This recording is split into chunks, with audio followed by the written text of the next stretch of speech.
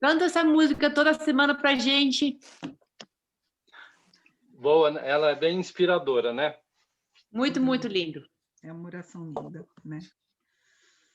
Então, depois dessa oração do Papa, da preparação linda e inspiradora da Vilma e da prece maravilhosa da Elaine para nos preparar para a aula, eu e Irene vamos para a nossa aulinha, que é um tema muito gostoso e que chama muito a nossa, puxa a nossa orelha, né? Que é trabalhadores da última hora. Irene, eu vou, as 3 primeiros slides, vamos só falando com eles e depois a gente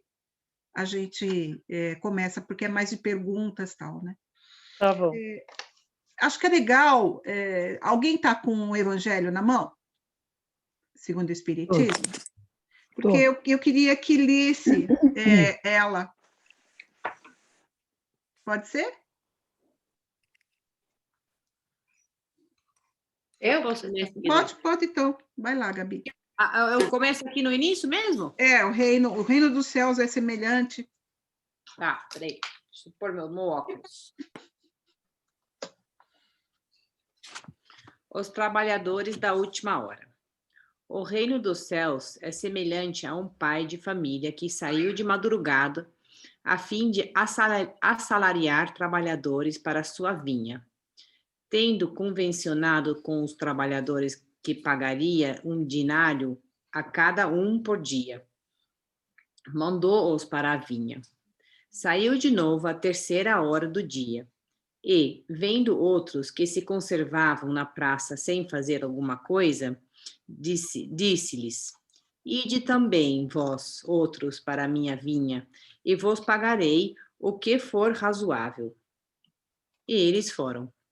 Saiu novamente, à hora 6ª e à hora 9ª do dia, e fez o mesmo. Saindo mais uma vez, à hora 1/10, encontrou ainda outros que estavam desocupados, aos quais disse: Por que permaneceis aí o dia inteiro sem trabalhar? Disseram eles, porque ninguém nos assalariou. Ele então lhe disse: Ide vós também para a minha vinha. Ao cair da tarde, disse o dono da vinha àquele que cuidava dos seus negócios: Chama os trabalhadores e pague-lhes, começando pelos últimos e indo até os primeiros.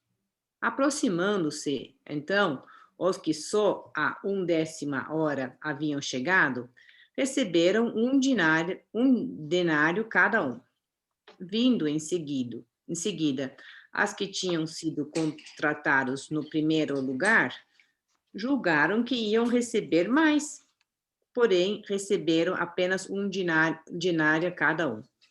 Recebendo-o, queixaram-se ao pai da família, dizendo: Esses últimos trabalharam apenas 1 hora, e lhes dás tanto quanto a nós que suportamos o peso do dia e do calor. Mas, respondendo, disse o dono da vinha a um deles: Meu amigo, não te causou dano algum. Não convencionaste comigo receber um dinário pelo teu dia? Toma o que te pertence e vai-te. Apraz-me a mim dar a esse último tanto quanto a ti. Não é, então, lícito fazer o que eu quero? Tens maus olhos, porque sou bom. Assim, não precisa.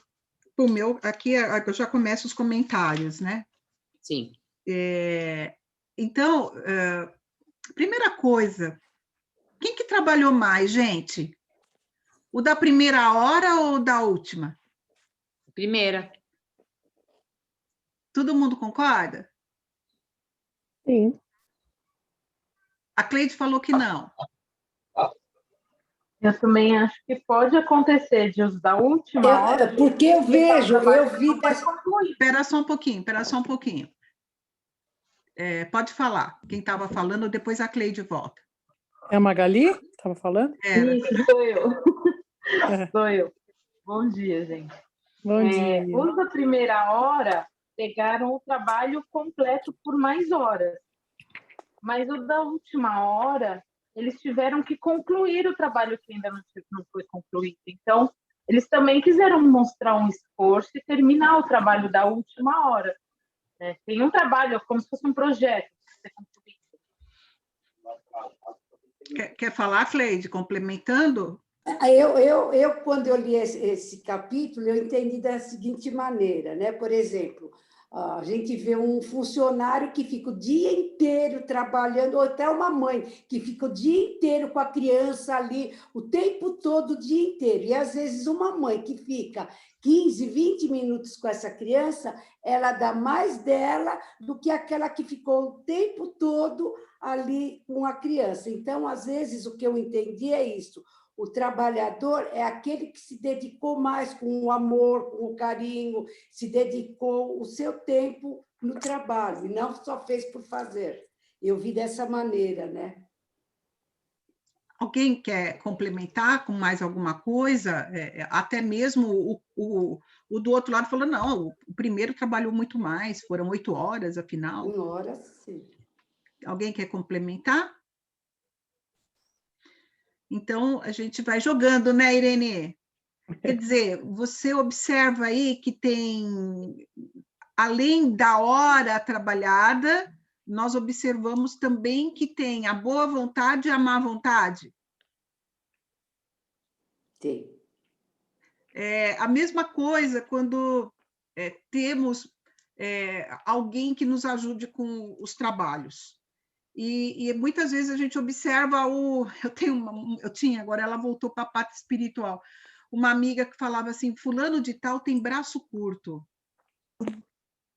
Por quê? Porque era lento, era devagar, não fazia direito, parecia que estava com preguiça de estar desenvolvendo o trabalho. Então, são pontos que a gente precisa ver, né? E tem aquele outro que faz o trabalho com afinco, que foi o que a Magali falou e que a Cleide falou. A primeira vista dessa parábola soa injustiça. Vocês não percebem? Até a Magali falou, lógico que foi o primeiro que trabalhou 8 horas, mas por que Jesus, então, chama a atenção sobre isso? Por que ela alerta nós, né, nos alerta sobre isso? E aí, a gente está jogando, por enquanto, depois nós vamos... Por enquanto é só brainstorm, vamos jogando aqui todos os nossos anseios, né? A pergunta, voltando agora para nós, nos colocando no lugar do primeiro e do último trabalhador, como que nós empregamos o nosso tempo? No nosso dia a dia, nós acordamos, levantamos e o que fazemos da nossa vida? Tem dias que eu sou trabalhador de primeira hora, que eu faço tudo rapidinho e de manhã eu já acabei tudo. Mas tem dias que eu acordo e falo, meu Deus, eu sou aquele trabalhador que passa 10 horas, quando você não fez praticamente nada, enrolou. Mas eu acho que isso faz parte, Esther, até do momento. Nós somos imperfeitos, né, Andréa? Então, isso faz parte de nós, mas Jesus, ele não está para falar para nós o que faz parte, ele está para nos alertar sobre como devemos ser. Sim. O importante, eu acho que a gente observar e entender isso. Tem dias que eu vejo que eu estou falando, meu Deus, o dia não rendeu, o que é isso? Eu tive o dia todo e deixei de fazer tanta coisa. Mas aí eu sei que eu deveria ter melhorado. Então, isso já está na minha cabeça martelando. Esther, fala, Luísa. Eu entendi da lição assim, que não é o tempo, é o quê, né? Como é que você se desempenha durante esse tempo? Então, não importa se ele é longo ou se ele é curto. Em qualquer trabalho que você realiza, e voltando para o nosso trabalho da encarnação, não importa quanto tempo você leve para desempenhar. Para Deus, importa como é que você desempenha esse trabalho, porque a ideia é caminhar para a perfeição. Então, quanto melhor você for durante o trabalho, melhor no sentido de boa vontade, de bom ânimo, de compreender para que você está ali. Então, eu entendi que para Deus é isso, né? Para Jesus é isso.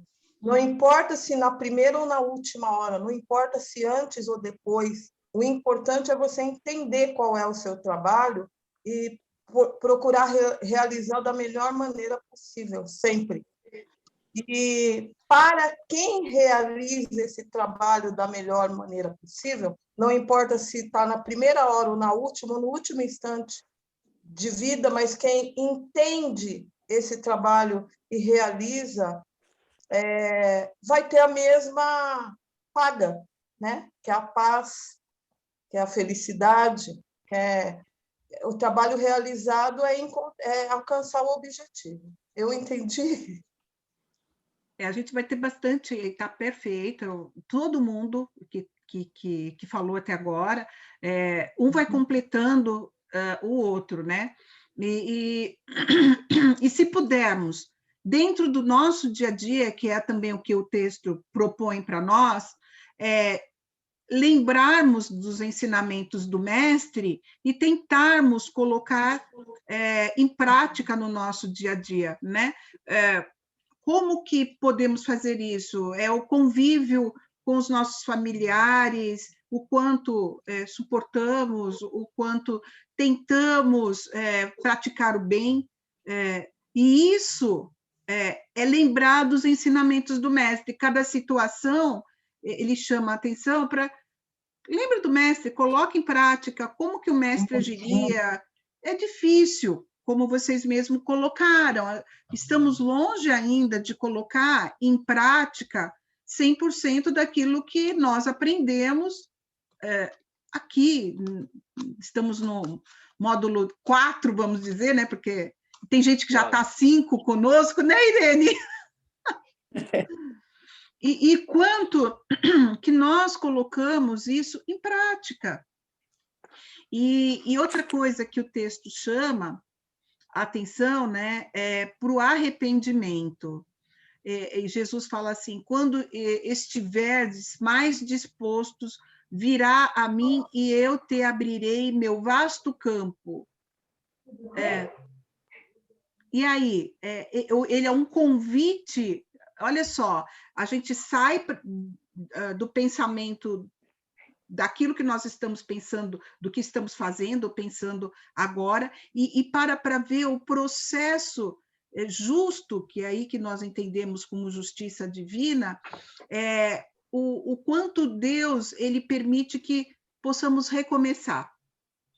Chico mesmo, ele tinha, eu não posso corrigir o que está lá no passado, o que eu fiz no passado, mas eu posso, a partir de agora, ter um recomeço.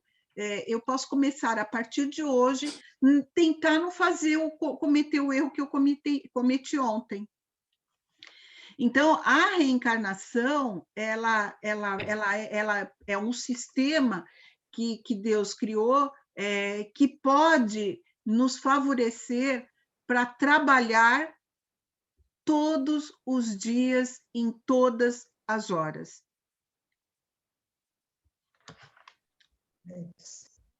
Então, e a partir de agora, eu vou aqui compartilhar com vocês.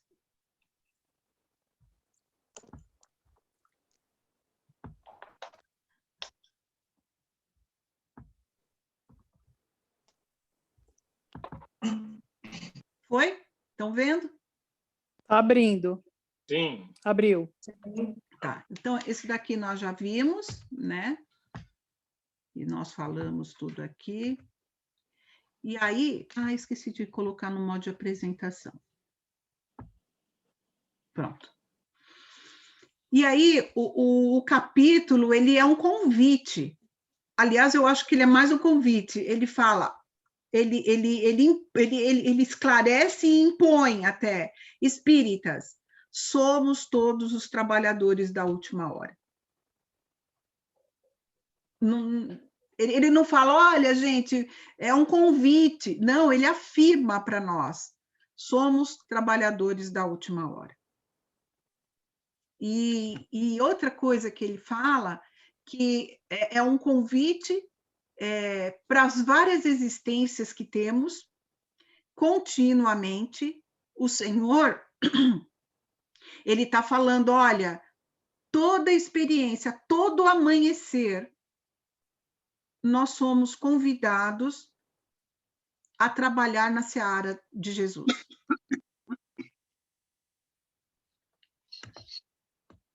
E ele fala para nós, empregai bem a hora que vos resta e não esqueçais que a vossa existência, por longa que vos pareça, mais não é do que um instante fugitivo na imensidade dos tempos que formam para vós a eternidade.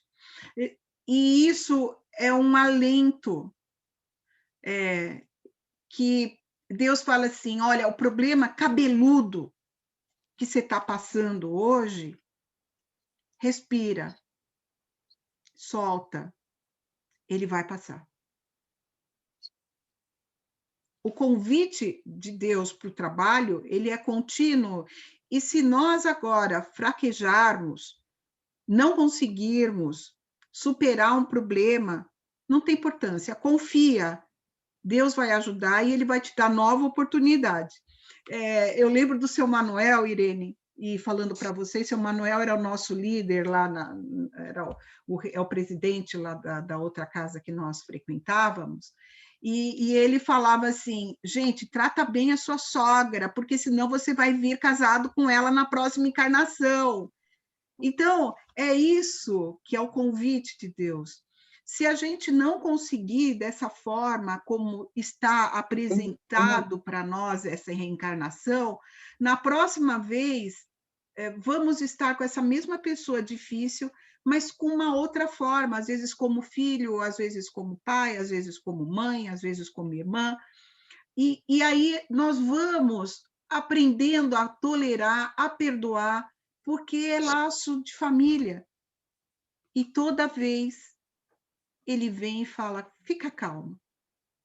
Se não foi agora, vai ser numa próxima. Não tem tempo determinado para Deus para chegarmos à perfeição. Toda vez somos chamados a trabalhar na seara. Mas está tudo certo, se quisermos ir mais lento, que nem a Andréia falou, às vezes eu estou disposta, eu faço tudo rapidinho e termino rápido, outras vezes a gente não está disposto, o problema, a gente se perde no problema e não conseguimos resolver, está tudo bem, não tem importância. Isso que é bacana da gente entender, não tem que, nada tem que, nós temos que tentar, superando as nossas dificuldades. E aí, o livro também, ele explica um pouquinho de cada trabalhador que foi convocado na parábola e o que representa, né? Primeira coisa, ele fala dos trabalhadores da primeira hora. E isso tem a ver com o que a Magali falou.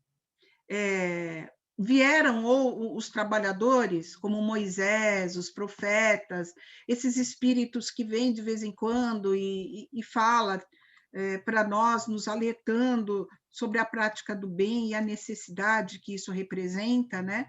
Tudo isso para alavancar o nosso progresso, seja o individual ou o coletivo. Os outros da terceira, da sexta, ele fala para nós que foram os apóstolos, os mártires, lembra quantos mártires que tiveram, seja em Roma, seja no processo inquisitorial que houve, né? Os pais da igreja, e olha como é bonito isso, porque Kardec e os espíritos, eles veem sempre o lado bom. Houve pessoas, e existem pessoas em todas as religiões que são responsáveis e que, às vezes, eles atravancam com o seu modo de pensar, desviando do caminho de Deus, mas ele olha e fala assim, tem gente que fez coisa boa, mesmo na igreja. Os sábios, os filósofos, que vêm de vez em quando e vai esclarecendo para a gente, nos facilitando a sermos esses trabalhadores da última hora. Porque se chegamos aqui para ter esse discernimento que temos hoje, lá no passado, fomos construindo e nos preparando para chegarmos agora e conseguir, pelo discernimento e por aquilo que já aprendemos, a colocar isso em prática. Haroldo, com um grupo de estudo que eles fizeram sobre isso daqui, eles falam assim, olha só, para entendermos o que está escrito, outros esmiuçaram para nos dar esse entendimento. Olha como eles são generosos. Então, hoje em dia, fica muito mais fácil, através da codificação, através de palestrantes que vão e dissecam um pouco mais aquilo tudo que está lá escrito, porque eu vou dar o meu exemplo. Quando eu cheguei na Seara, e o seu Manuel, esse mesmo coordenador lá, responsável, ele falou, filha, não basta ler os livros da codificação, você precisa ler a Bíblia. Eu falei, o que? Eu não entendo nada do que eu leio na Bíblia. Ele falou, não tem importância.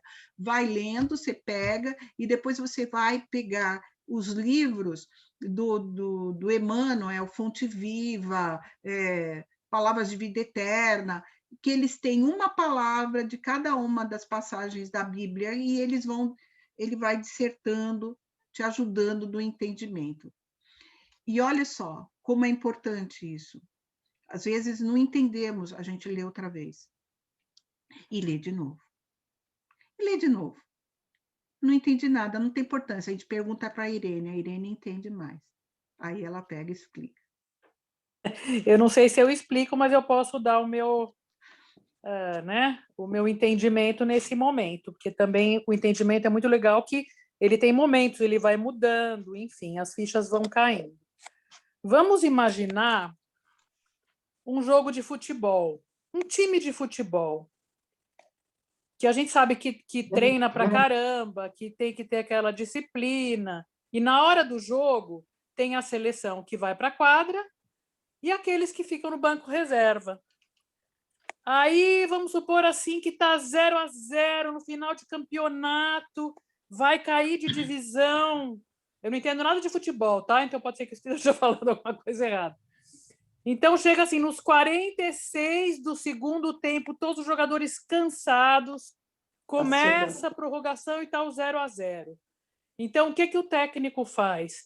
Tira aqueles que já trabalharam muito e vamos experimentar ali os reservas que estão no banco, que estão treinando junto, mas que vão ter oportunidade. Geralmente são os mais novos, os menos experientes, que, na minha visão, seriam os espíritas. Aí entra lá um molequinho de 18 anos, correndo na quadra, todo motivado e pá, faz o gol. E aí? Ele, teve todo mundo, que bacana, essa é a nova promessa. Aí os outros vão ficar morrendo de inveja. Pô, a gente está aqui suando, aí vem esse moleque, né? E faz o gol.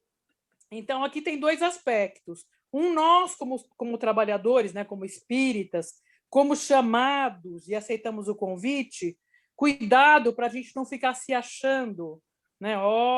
Os escolhidos, os espíritas, os trabalhadores. A gente está num time que vão entrar trabalhadores a toda hora. Então, não importa se eu estou há 2 anos, 1 ano, 20 anos, 30 anos, 40 anos, 50 anos da doutrina espírita. Eu sou um trabalhador. E qual que é o objetivo? Né? Cumprir a meta, fazer o gol, né?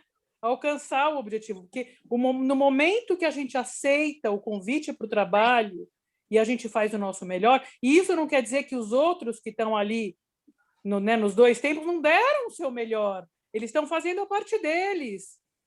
E o que está errado na postura? Eles querem que o que fez o gol, que chegou na última hora e trabalhou só 3 minutos, ganhe menos. É o prometido, é o trato. Ou seja, fazer o bem não tem preço. Não dá para mensurar um valor. E no momento que a gente desperta, não tem mais tempo, não tem mais hora. Você se conecta com o divino. Tem tempo para Deus? Se ele é infinito, se ele é eterno, não tem tempo. Então, no momento que a gente consegue esse despertar, pronto. Somos todos trabalhadores de qualquer hora. E quanto mais trabalhador despertar, melhor, né? E acho que é bacana, né, lembrar que não é só os espíritas.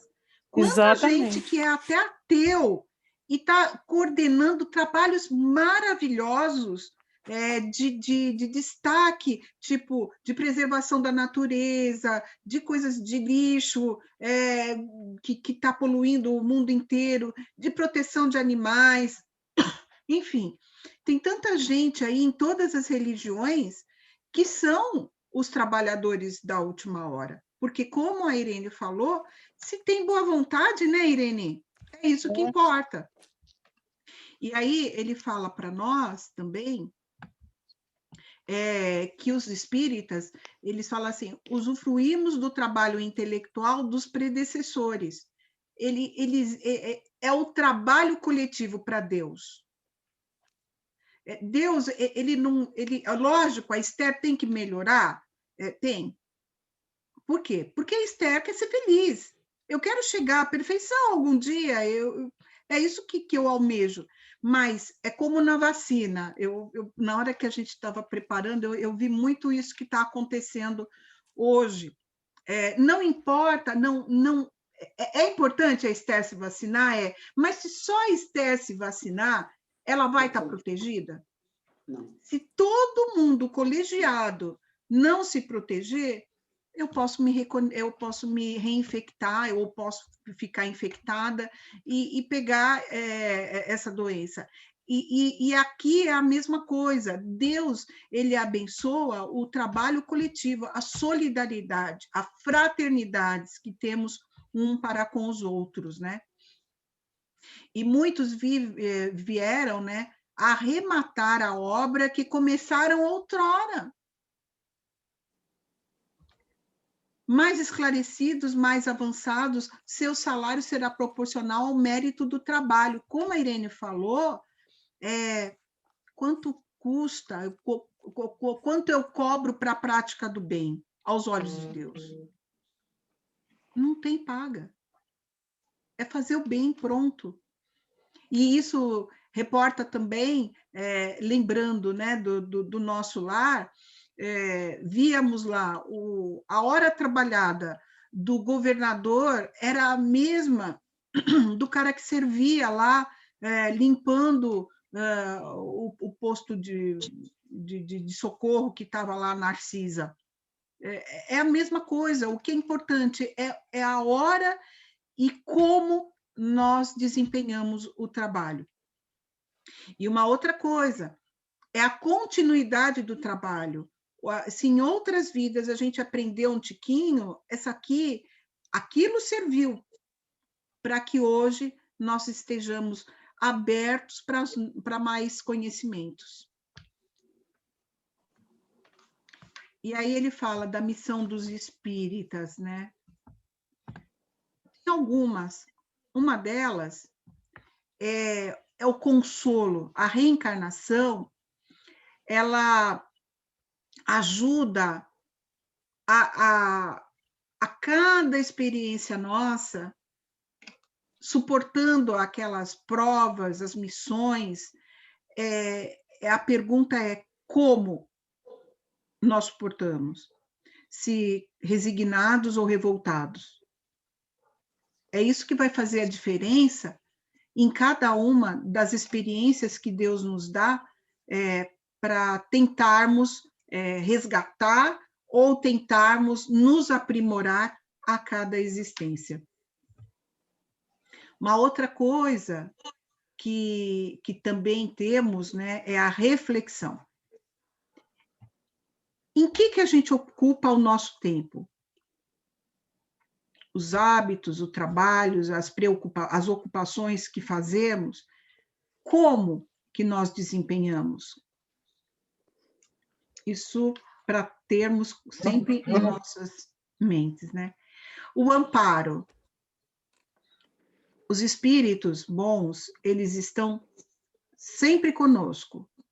E isso é uma coisa que nos dá um pouco de... Não estou sozinha. O que eu posso, Senhor, fazer nessa situação? Me ajuda. Eu não estou conseguindo. Sozinho, sem o Senhor, não está dando, não. Preciso de ajuda. E eles vêm. E eles nos intuem. Eles nos mandam alguém ligar para nós, alguém mandar uma mensagem, pedir socorro, vencendo o nosso egoísmo, o nosso orgulho, que muitas vezes nós nem percebemos que somos vaidosos, tipo, não vou preocupar o grupo com esse problema meu, é muita exposição. Não, não é. Eu estou precisando de ajuda mesmo. Então, é nosso dever também vencermos aquilo que nós achamos, não vou dar trabalho para ninguém. Não, vence, estou precisando de ajuda mesmo. Tem alguém que está com o som ligado, aparecendo aqui para a gente, tá? E a tarefa, né? Pregar pelo exemplo da caridade. A abnegação, é sempre o exemplo. Nós, espíritas, nós temos mais do que falar. Nós temos que colocar em prática a caridade, a abnegação, a mansuetude, a paciência, a tolerância, a benevolência, indulgência, enfim, né? Sempre combatendo o mal que nos aparece no nosso dia a dia. E se não conseguirmos, tudo bem. A gente vai receber outra oportunidade mais para frente, quando a gente estiver mais fortinho, para tentar superar e tentar agregar ao trabalho de Deus, né? E aí ele também fala os obreiros da última hora.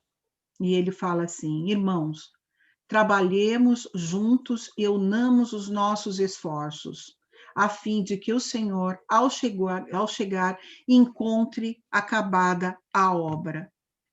Vinde a mim, vós que sois bons servidores, vós que soubestes impor o silêncio aos vossos ciúmes, às vossas discórdias, a fim de que daí não viesse dano para a obra. Então, é o contínuo convite que recebemos no nosso dia a dia. E observando, né, Irene, como que chega os problemas para a nossa vida. E aí observamos também assim, puxa, fulano não está participando mais das aulas, saiu, o que será que está acontecendo? Será que está precisando de ajuda? É o contínuo perguntar que temos que refazer em nossas reflexões para observar. Eu acho que fulano não... Eu vou ligar para fulano, eu vou falar com ciclano, para saber se por acaso eu posso ajudar, né, Irene? Todos os dias estarmos fazendo essas reflexões. Quer colocar alguma coisa, querida? Não, é muito legal aqui quando ele coloca, né, que trabalhemos juntos e unamos os nossos esforços a fim que o Senhor, ao chegar, encontre acabada a obra. Ou seja, o importante é a obra, não é o nosso achismo, os nossos melindres, porque nós somos imperfeitos, então eles vão aparecer, é da nossa natureza. Então, vamos aproveitar a oportunidade, né, quando começar a dar, olhar que sentimento que está vindo em mim, Ou seja, a nossa face oculta se revelando. Vamos abraçar a face oculta, compreender essa face e transformar a gente, porque eu não mudo o outro. Ou seja, eu tenho até alguma chance de transformar o outro se eu me transformar. Então, ele vem assim, não é importante assim, o que é a minha opinião, a minha verdade, entre aspas, né? Porque todo mundo é dono da verdade. Então, qual que é a obra? A oração de São Francisco, que o Papa cantou muito lindo no começo, né? Trazer, né, a paz diante, né, da guerra, o entendimento diante da ignorância. Enfim, a obra é mais importante do que tudo e do que nós mesmos. Somos todos instrumentos e juntos somos uma orquestra. Exatamente. E é por isso que ele fala para nós, aí era muito difícil, sem a codificação, eu vou falar novamente por mim, entender isso, os primeiros serão os últimos e os últimos serão os primeiros no reino dos céus. Jesus faz outra vez um alerta sobre não importa o que a Irene falou, não importa se eu comecei hoje a me transformar, a tentar praticar o bem, até ontem eu não conseguia ver, ou até ontem eu não tinha tempo para fazer. Para Deus, está tudo bem. O que é importante para Deus? É começar. É nos transformarmos. É o convite contínuo para a prática do bem. E aí passamos a entender melhor que esses últimos, ele tem o mesmo valor para Deus do que aquele que começou mais cedo. Porque é uma dádiva para Deus ver que seu filho começou a fazer o bem. Olha só como é misericordioso esse pai que nós temos, né? Isso dá um alento para todos nós. E, por fim, ele também faz uma comparação da parábola do festim das bodas, né, com os trabalhadores da última hora. Só para resgatarmos quem não pesquisou, ou lembrarmos mesmo, né, do festim das bodas, essa parábola, ela conta que um rei ia ter o casamento do seu filho e ele manda um convite para todos os súditos lá do seu reino, e ninguém aparece. Depois ele manda novamente, e aí sai do reino para chamar, e aí maltratam os servos que foram fazer o convite. E, por último, resumindo, né, ele manda convidar todo mundo que está lá, os pobres, estropiados, enfim, e eles aparecem para comemorar as bodas. E aí é o convite a todos. Deus nos convida todos os dias, a todos, seja aquele que está mais distante, que está lá no cadeião, seja o presidente da República, todos os dias, Deus nos convida à prática do bem. E aí, o que a parábola das bodas e a parábola da última hora ela tem em comum? Nos conduzir a Deus, ao reino de Deus. Qual é a conclusão? Muitos os chamados, poucos os escolhidos. Aqui também, às vezes, ficamos assim, como assim? Ele chama e Deus vai escolher? Então, ele está fazendo privilégio? O que vocês entendem aqui?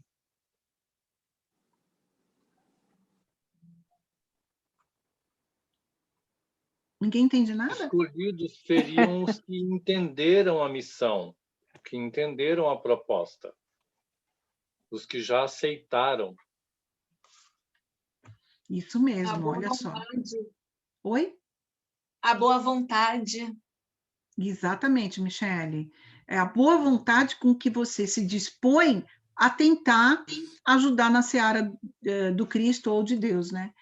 E que aí podemos então concluir, né, que os escolhidos são todos aqueles que tomam consciência, como a Irene colocou. Né, Irene, quer comentar?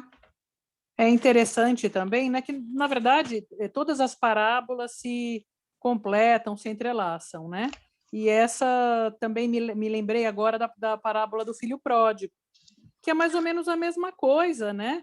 Tava o filho ali que ficava ajudando o pai a vida inteira, e o outro que pegou a parte dele, né?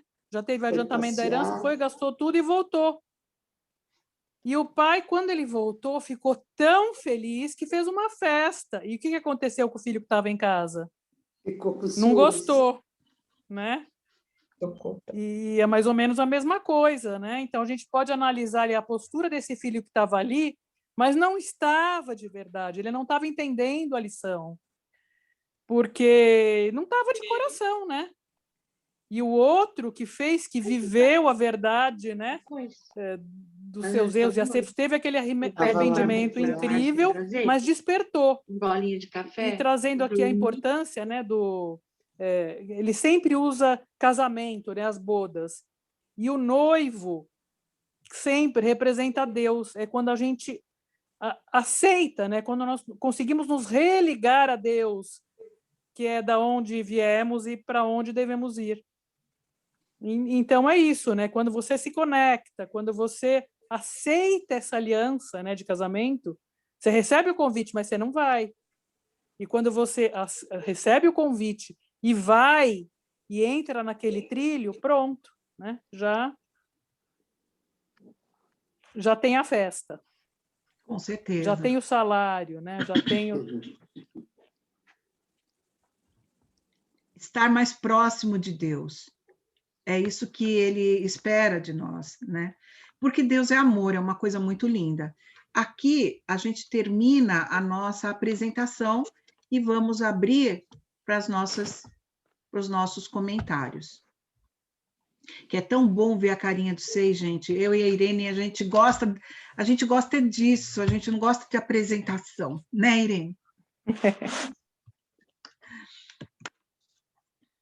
Ficou mais claro, gente, entender, Gabi, aquilo que você tinha comentado no começo, não, o primeiro trabalhou mais, você entende por que o último recebeu a mesma coisa que o primeiro?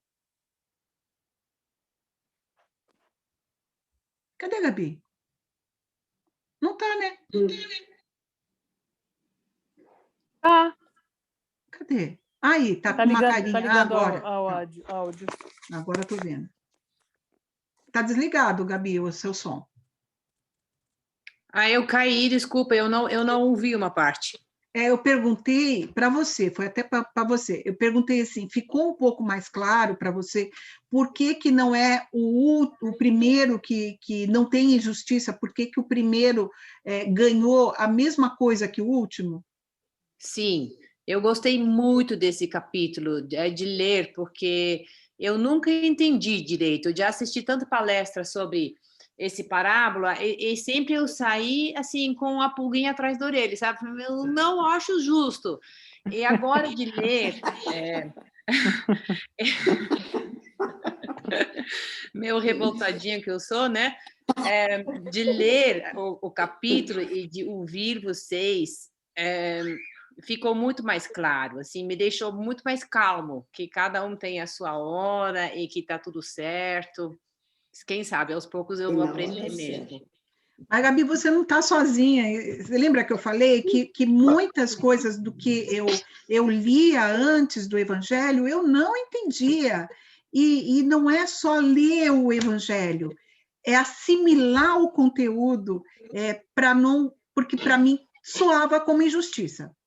Sim. Poxa, eu trabalhei 8 horas, o cara trabalhou uma só, mas como eu fiz esse trabalho? Eu trabalhei afinco, então, o que eu fiz, por exemplo, na vinha, né? Eu fui lá, eu limpei o terreno, eu tirei tudo que tinha de erva daninha, por isso eu fiquei o dia inteiro. Mas o último, ele chegou e ele foi pegar a uva, né? O cacho de uva, ele tinha que ter um conhecimento a mais para saber que essa uva eu posso colher, a outra não.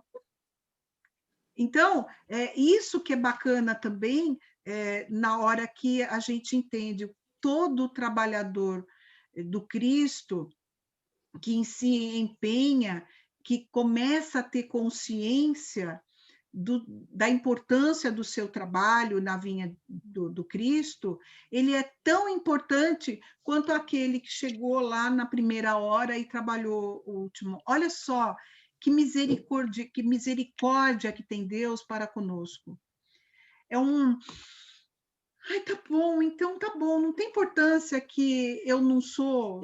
Lá na época de Jesus, eu era uma brutalhada, eu estava lá enfiando a espada no Cristo. Não tem importância. Hoje, ele permite que, com todos esses 2000 anos, com o trabalho que eu estou desempenhando, ele me reconhece da mesma forma que, desconsiderando aquela Esther que eu fui lá no passado. O que importa para ele é como a Esther está desempenhando agora as suas atividades. Olha que bacana, né? A gente pode pensar de uma forma também, Esther, todos nós temos entes queridos que nos preocupam, que nós amamos, mas que a gente está vendo que não está fazendo as melhores opções. Isso é um sofrimento para nós. E nós estamos aqui trabalhando, em oração e trabalhando. Vamos supor assim que, de repente, nos 46 do segundo tempo, aquela pessoa está lá iluminada, feliz, vem e faz o gol. Entrou. Você vai querer que ela receba menos? Você vai querer até que ela receba mais, né? Eu vou aproveitar isso que a Irene falou para contar uma coisa que aconteceu essa semana e que me colocou nesse lugar de meu Deus, acordei.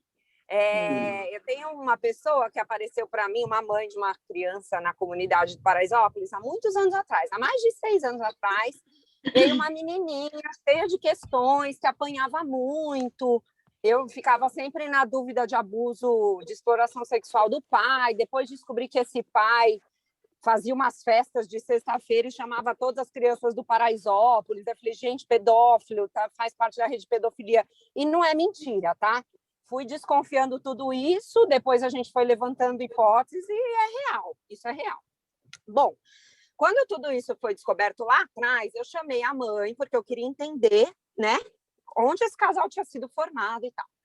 E aí essa mãe, super frágil, eu chamei ela, no mínimo umas 5 vezes para falar com ela. Ela não me contava nada.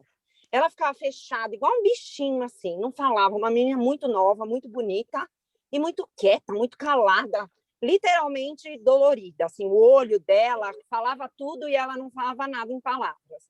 E eu fui abrindo para ela, né, que eu precisava conversar com ela, porque existia uma desconfiança grande, eu precisava entender o que estava acontecendo, até que, sei lá, depois de umas 6 vezes que a gente se encontrou, um dia ela me ligou do nada, Amélia, eu preciso falar com você, apareceu lá na escola, desesperada, falou, eu preciso te contar o que eu nunca te contei. Eu era moradora de rua, e eu era uma menina, quando o Zezito, esse pai, que é uma pessoa mais velha, chegou para mim e me ofereceu casa, comida e roupa lavada para eu sair das ruas, né? E eu me juntei a ele, claro, né? Me explorou sexualmente, porque essa menina tinha 11 anos. Ela mesma fala que ela era super sexualizada, porque ela é muito bonita, né?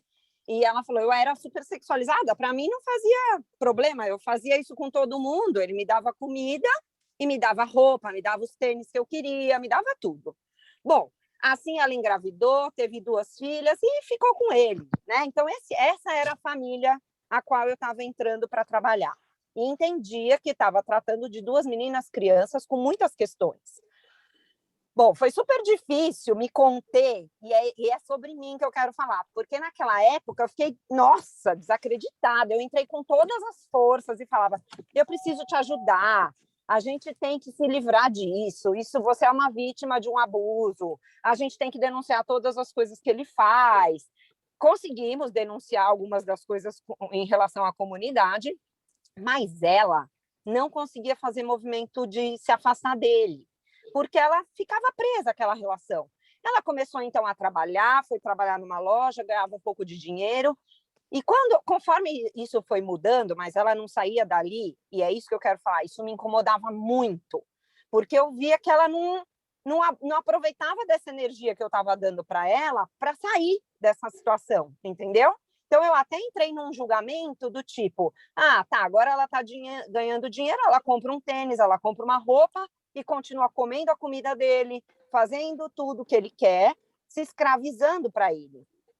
Foi uma época que eu estava, acho que uns 3 anos atendendo a filha, eu até fiz o desligamento, porque ela falou que estava tudo bem, que ela queria viver assim, e eu entrei nesse meu julgamento do tipo, quer viver assim, a menina está melhor protegida, essa mãe quer viver desse jeito, siga o meu caminho. Peguei outras crianças para atender, passou.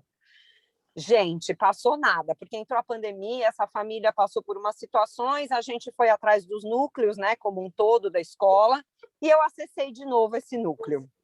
Essa semana, essa mãe me ligou no meu celular particular. Amélia, você lembra de mim? Eu sou a Gabriela, do Zezito, tal, falou. E ela falou assim, eu estou muito desesperada, porque eu preciso fazer o que você me instituiu a fazer há muitos anos atrás e eu nunca consegui. Eu não aguento mais, eu fico na porta da minha casa, quando eu chego do trabalho, ele não me dá chave. Enfim, maus tratos mais, porque agora ela se nega a fazer tudo o que ele quer. Então, ele está criando um dossiê contra ela para provar que ela é uma mãe ruim, uma mulher ruim, ingrata, e ele ameaçou ela de vida. Falou que ele ia publicar tudo isso no Paraisópolis para o Tribunal do Crime, né? Que infelizmente é a parte do Paraisópolis que mata mulheres que não são submissas aos seus maridos, enfim, algumas situações desse gênero, né? Ela me ligou desesperada e falou, minha tia me ofereceu uma condição de morar em outro lugar e eu estou com vontade de ir embora com as meninas, levar as minhas filhas e fazer uma outra vida. Gente, ela fez isso, é emocionante imaginar, porque nós conseguimos nos juntar, eu e a assistente social da escola, a gente conseguiu o carreto e tudo, ela conseguiu sair dessa casa com as meninas, ela está protegida porque ela tem um documento de afastamento dessa pessoa, enfim, ele não sabe onde ela está, imagino que esteja tudo bem, porque eu falo com ela todos os dias. Mas tudo isso para contar 2 condições disso dos trabalhadores da última hora, né? Nossa, fico até emocionada de falar, porque ela me ensinou de um jeito tão cruel, porque eu julguei tanto ela e fiquei com tanta raiva dela não fazer isso no tempo que eu queria que ela fizesse, sabe? Eu queria naquela hora.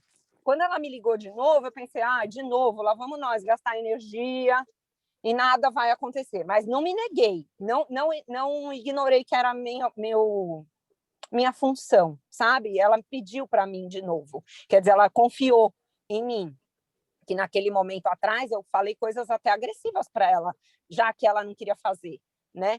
Mas ela levou um tempo para despertar isso, executou, hoje está vivendo a vida dela, assim, isso é tão bom, porque ela me ensinou muito mais do que o que ela fez por ela está protegida, que seria, vamos dizer, a lei, né? Que ela esteja num lugar seguro, que essas meninas tenham um desenvolvimento mais saudável, isso é a lei de Deus, todo mundo tem esse direito. Mas ela me ensinou que não acontece no meu tempo.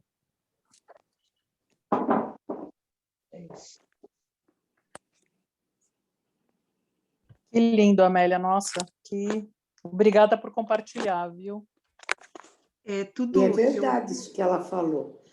As coisas acontecem na hora que você está pronta, não adianta querer forçar.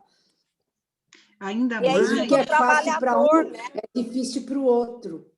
E é isso do trabalhador, porque a gente pensa que a trabalhadora sou eu, porque eu estou ajudando. Não, é o trabalho dela, com as filhas dela, o resgate dela, né? É a obra dela. Eu só fui uma ponte, que sei as regras, que entendo um pouquinho, porque estudei, e sei um pouquinho como ela pode ficar mais segura, se proteger um pouco mais, sim, receber algum auxílio. Não precisa ser tão doído tomar essa decisão. Dá para ter algum apoio, né? Mas era dela, é dela a obra. E esse tempo, gente, que ela está passando, que ela está vivendo, eu acho assim, às vezes eu falo, né, não passei por tantas coisas ruins assim, mas tenho passado por uma sequência de coisas na minha vida, e às vezes eu mesma me pegava, eu faço terapia hoje, eu me pegava e falava, gente, por que eu não tomo essa atitude agora? Mas eu acho que é um momento de evolução para nós, e não é nenhum momento desse que ela passou, foi um momento perdido para ela. Cada dia que passou foi uma sementinha regada, evoluindo, ela precisava desse tempo para ela crescer. Eu vejo se isso fortalecer, né? Então assim, não foi nenhum momento perdido. E nem foi, não, ela precisou de brotar essa sementinha e colocar água, e devagar ela ir crescendo. Cada dia que se passou, com certeza, Amélia, ela na cabeça dela formulava alguma coisa diferente, e as coisinhas foram se ajeitando. Ela precisou desse tempo para ajeitar tudo isso. Na cabeça dela. E eu, Andréia, precisei desse tempo que eu achava que já era para entender que tudo tem seu tempo. Tudo isso, exatamente. Nada é por acaso, e tudo tem um porquê, gente. Nada, não é tempo, nenhum tempo é jogado fora, né? Gente... não é o nosso tempo, é o tempo de Deus. Sim, Madá, sempre. Então... Nós temos que entender isso. Você quer para ontem, mas isso vai acontecer depois de amanhã. Porque nós enxergamos aqui, Deus enxerga lá longe, lá longe. É para o futuro, o que vai ser melhor depois. Mas nós queremos... Nós somos imediatistas. Isso, e não dá para negar... Não dá para negar que talvez naquele momento em que eu enxerguei as coisas e falei, meu Deus, tem que sair fora e tal, nós estamos falando de 6 anos atrás, de uma moça muito nova. Sim. Existiam dificuldades reais nela, que com esses 6 anos ela amadureceu e vai ser muito mais fácil dela constituir esse caminho. Lidar com tudo isso, é verdade. De se defender. Acho que a Elaine queria falar, né, Elaine? Sim. Não, é que eu estava ouvindo a história, né? E, nossa, é maravilhoso quando a gente compreende, através dessas histórias, como que a Amélia bem contou, essa história tão bonita, as encarnações, como a função educativa das encarnações, e Deus como Pai educador, não é? Porque todas as situações que acontecem com a gente, com os outros, é educação pura, né? Todo mundo aprende. A moça lá que tinha que se envolveu nessa problemática toda, né? Claro que atração por motivos lá das encarnações dela. Então, ela que se envolveu nessa problemática toda precisava aprender coisas que ela só conseguiu quando ela amadureceu. E a Amélia, que estava já em outras situações, aparentemente mais adiantada e educada, precisou aprender que só que não, né? Que a gente, às vezes, precisa estar perto de pessoas e situações que a gente julga, às vezes, até inferior ao nosso conhecimento, ao nosso status, ao nosso modo de vida, e não é. Né? Aquela situação que a gente julga tão inferior, tão ruim, é para o nosso aprendizado. Né? Exatamente. Então, eu achei bárbaro isso. Bárbaro. Eu achei maravilhoso. Porque eu não tenho a história que ela tem. Eu não tenho o conhecimento que ela tem. Eu não tenho a vida que ela tem. Eu tenho a minha graduação, eu tenho uma vida com algumas dificuldades, eu estou em outro lugar. Ela me acessou tanto conhecimento que é impressionante. Isso mesmo. Então, mas com certeza somos convidados e todos os dias a fazer a semeadura. Por exemplo, no caso que a Amélia colocou, há 6 anos atrás ela presenciou e foi fundamental o que ela falou para essa menina naquela época. A menina não estava preparada para tomar a atitude que a Amélia gostaria que ela tivesse tomado. Mas, com certeza, você, Amélia, foi intuída a dar para ela os conhecimentos que ela precisava fazer com que esses conhecimentos germinassem dentro dela, para que depois ela tomasse as rédeas e tivesse a coragem e a força. Porque, veja, para ela sair da posição que ela estava, precisava de uma pessoa autoritária e violenta, ela precisava desse período para amadurecer e conseguir tomar uma atitude. Nada é por acaso. A semeadura, somos todos convidados todos os dias, mas eu acho muito bonito isso, que como ela colocou, a Irene fez o comparativo com o filho pródigo, o filho precisou passar por todo aquele... Primeiro foi de euforia, gastar tudo o que precisava, que ele tinha de dinheiro, e depois ele começa na descendência a observar tudo que ele tinha, começar a valorizar o que ele tinha, que foram os conhecimentos que a Amélia passou, para depois ele voltar e falar assim, agora preciso de ajuda. André Luiz, ele nos dá vários exemplos, e André Luiz, ele é tão agente, né? Vocês repararam nos livros? Quando lemos, ele fala assim, mas por que será que não toma determinada atitude agora? Por que os espíritos não vão lá e socorrem imediatamente aquele espírito que tá sofrendo no umbral, nas trevas? Né? Ele é tão agente. E aí vem um dos mentores, seja qualquer um deles, né? Que cada história, cada livro é um que ele tem. E eles falam, não é o momento. Deixa o espírito amadurecer, ele se arrepender, porque aí nós conseguimos ajudar. Por isso que eu digo que é o momento de Deus, que nós queremos antecipar, resolver imediatamente. Não é. Aquele não é o melhor momento. Parece o momento da criação, né? Isso que a Madá falou, é o momento de Deus, é do Criador, né? E a gente quer estourar com o pé, né? Vamos! Gente, eu nem tenho... Vocês conhecem o quanto eu tenho aprendido com isso. É impressionante.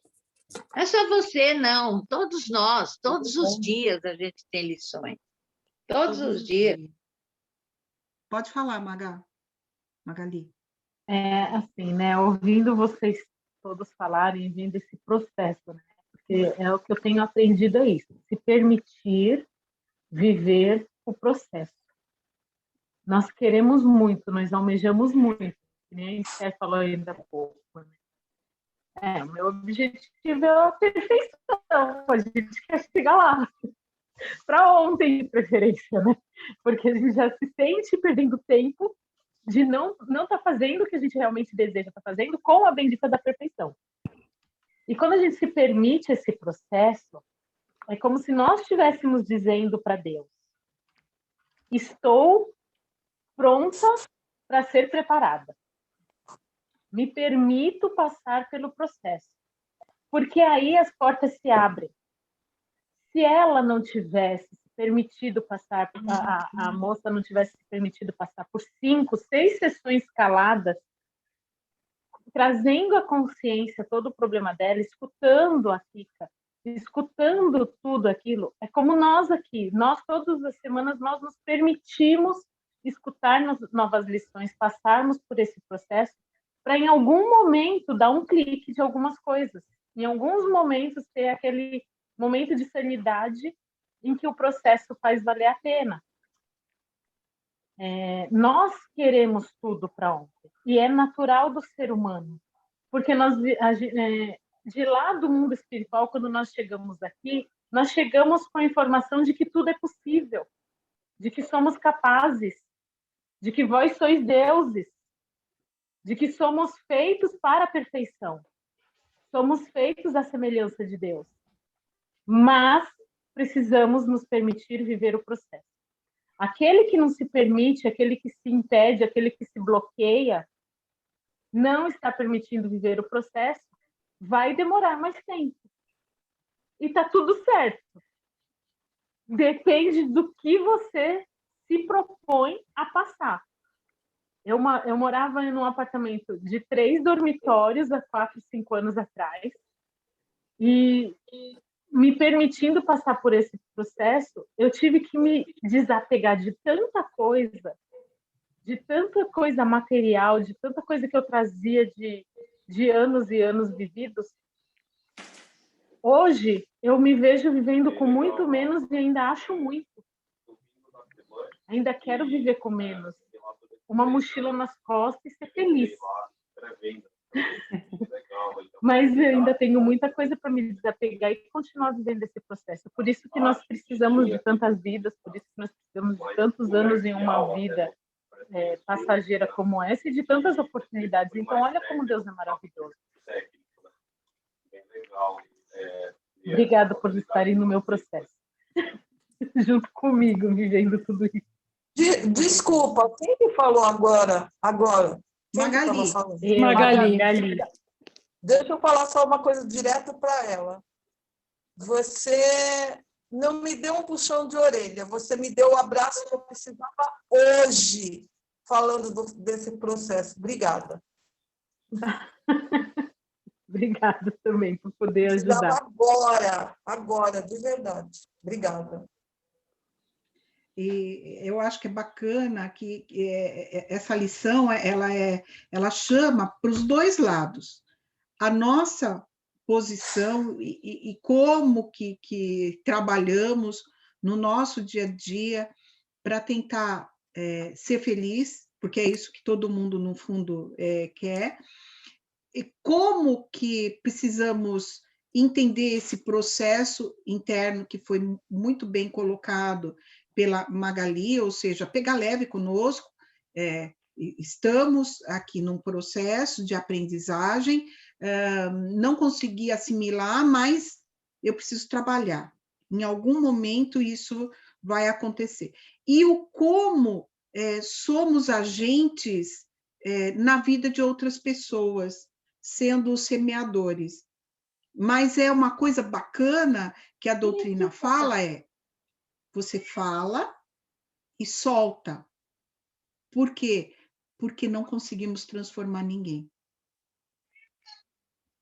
Então, falei uma vez, eu tenho, pelo menos para mim, eu falo uma vez, falo duas.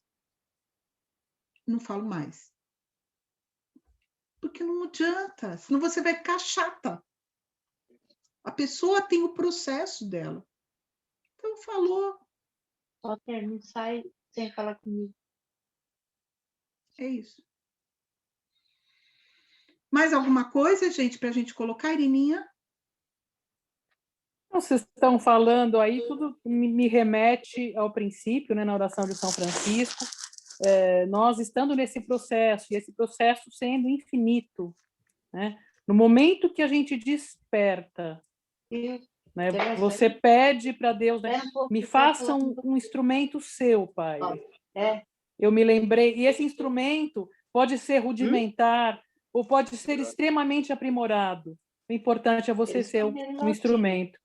E eu lembro de uma frase de Madre Teresa na oração, que ela fala assim: Pai, eu quero ser um lapisinho na sua mão. Então, olha a humildade, né?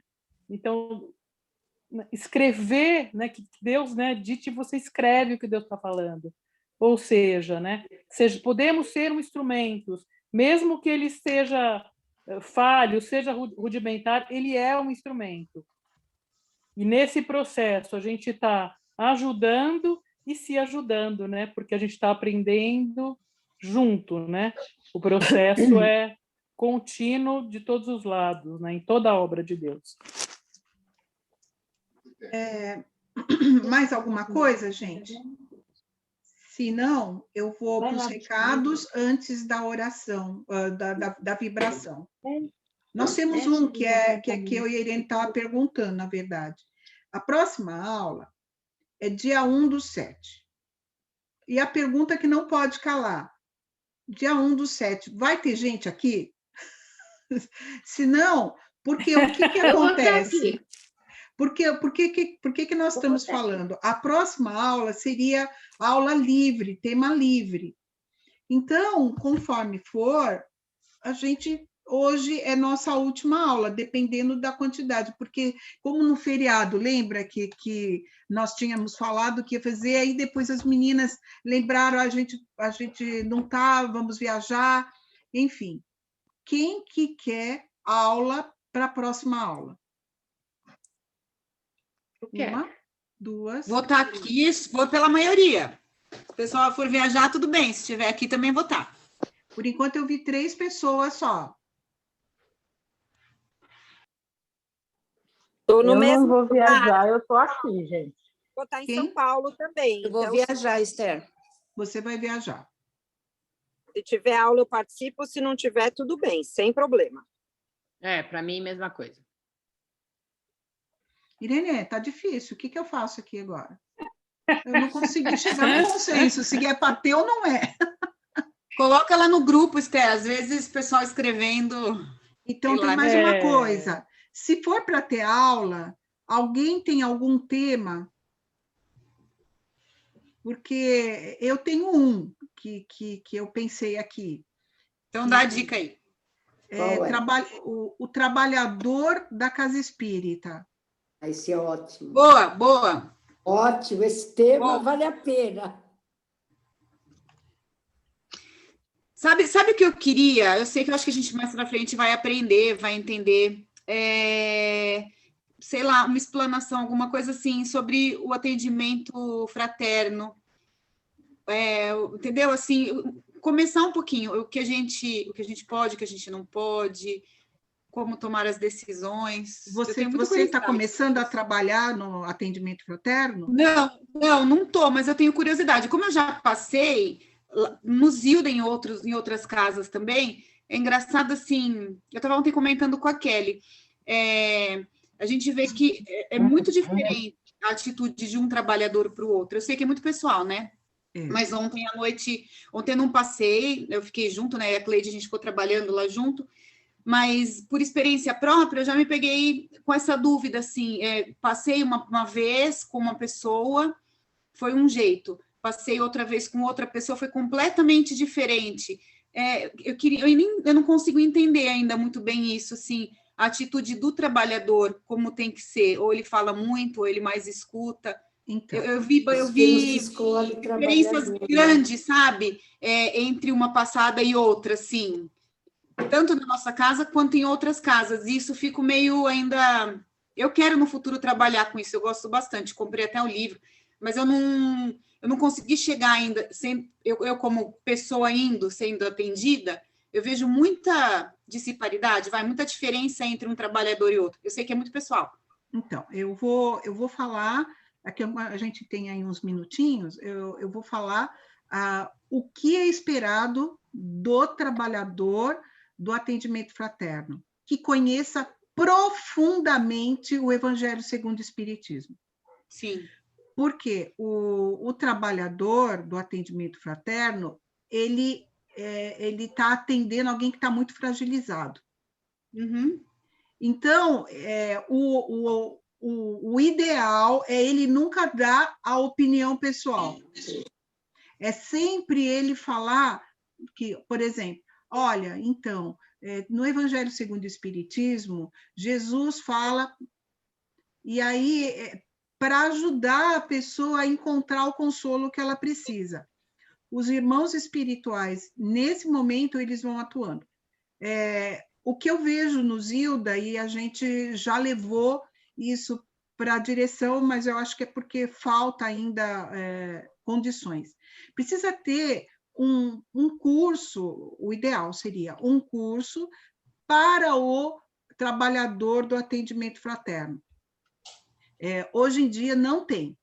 Então, é uma percepção que os dirigentes do Zilda percebem da pessoa e acaba incluindo ele como trabalhador do atendimento fraterno. Mas o ideal é ele nunca usar, por exemplo, assim, eu deixo falar. Não, eu dou meus pitacos. É do trabalhador. Sim. Infelizmente. Mas o que se precisa...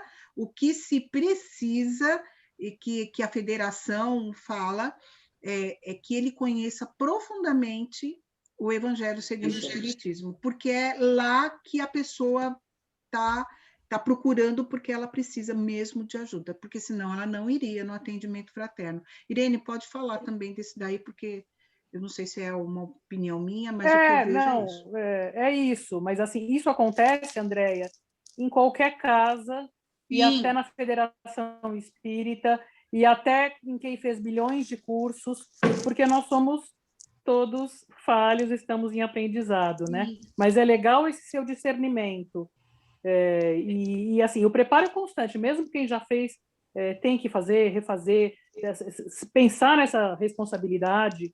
É importante dizer também que não deve, tipo, incorporar, falar que o mentor está falando.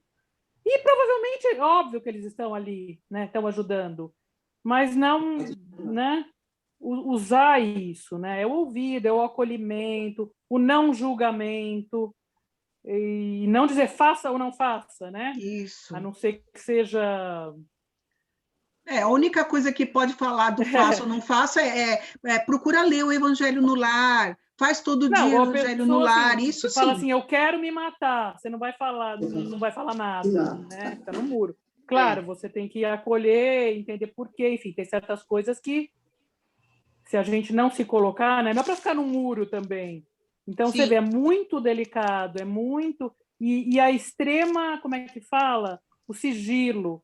Nunca comentar, nunca, porque isso também afasta muita gente, né? Porque, às vezes, ela não tem a confiança, às vezes a pessoa, mas sei lá, não exala essa confiança. Então, eu já vi muitos trabalhadores de outras casas indo em casas que ninguém conhece, sabe? Que fica com medo, é natural, não confia, né? É isso que me chamou a atenção, porque a gente está lá, eu estou indo de quarta à noite, e eu fico ajudando as meninas a encaminhar as pessoas até o tempo. E eu vejo a diferença tão grande das pessoas que vão pedir assistência. Tem aqueles que estão muito bem e querem só dar um desabafo. Tem pessoas que têm chego, talvez até pela pandemia, ou eu que nunca tive essa experiência, pessoas que estão muito necessitadas, que assim que a pessoa entra na casa, Cleide estava comigo ontem, né, Cleide? A gente sente que a pessoa está num desespero, que ela precisa muito daquilo, e é naquele momento, né? Eu tenho ficado bem surpreendida quantas pessoas têm necessitado desse auxílio, né? E, na verdade, Andréia, mesmo que a gente não esteja trabalhando, nós, como aprendizes do Evangelho, como espíritas, né? Nós somos muito procurados. Então, mesmo que você não esteja na casa, nós estamos trabalhando o tempo todo, porque você é espírita e você é intermediário onde você estiver. Então, eu também busco esse conhecimento incessante, né? Que é necessário mesmo na nossa postura, porque às vezes você, né, no falar a verdade, né, como fala Emmanuel, se atirada, a verdade é um brilhante, agora se você atira, machuca.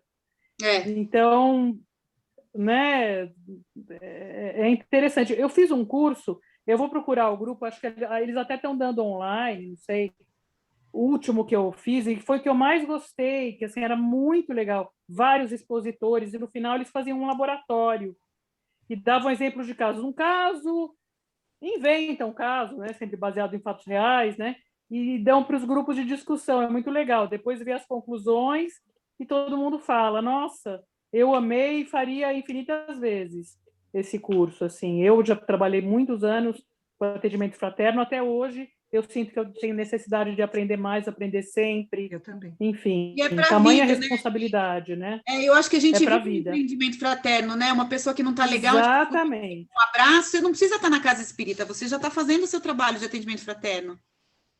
Exatamente, isso que a Esther falou no começo. Eu falo assim, de repente alguém não veio, você vai e liga. O que você está fazendo? É isso mesmo, Né? E pensar, né, que as pessoas que estão procurando, elas estão extremamente sensíveis. E tudo que você fala potencializa ou causa mal-entendido. Então, é muito delicado. E, às vezes, você nem falou nada e a pessoa leu de uma outra forma, né? Então, eu acho um assunto bem intenso, assim. É muito legal. Esse aí tem que preparar uma aula, assim, é legal. Eu acho que é um tema bem legal para a gente fazer. Um dia, né? Não sei se dá tempo para a semana que vem. Pode ficar para porque o objetivo é, novamente, falar dos trabalhos que tem no Zilda, e o que nós tínhamos pensado é, tipo, além do trabalho, é o comportamento do espírita. Isso. Como que ele tem que se comportar. E não é só na casa espírita, né? Na vida, né? É na vida. Tá? Porque você é uma bandeira, né? Dali, você é viva, né? Você está ali fazendo a propaganda enganosa, verdadeira ou não. Andréia, falar igualzinho a Diana ontem na palestra, aquele tom dela, assim, meu Deus. Isso, preciso aprender muito ainda. Nossa, parece que ela tomou litros de floral, né, dando aula. Nossa, eu para chegar nesse ponto, meu Deus. Muita evolução. Andréia, quando você deu a sua aula, você tem todo o perfil, você falou com paz, serenidade. Não sei como você estava por dentro, mas o que você passou cumpre os requisitos. Passou segurança para a gente. Virando rescue, sabe? Virando floral. Obrigada. Então, eu vou terminar aqui a aula, né? Parar de gravar, tá bom?